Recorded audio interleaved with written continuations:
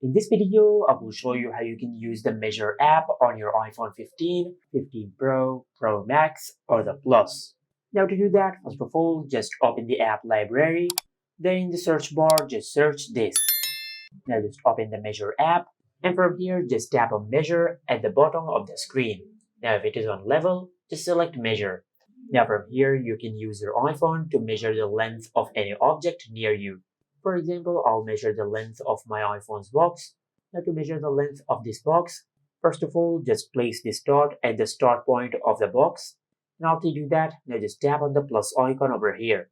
As you can see, we have marked the start point of the box. Now just move this dot to the end of the box. Now once you reach the end of the box, now just tap on this plus icon one more time and mark the end of the box.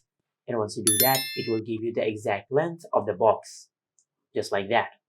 And this is it. Make sure to like, comment, and subscribe. Thank you for watching.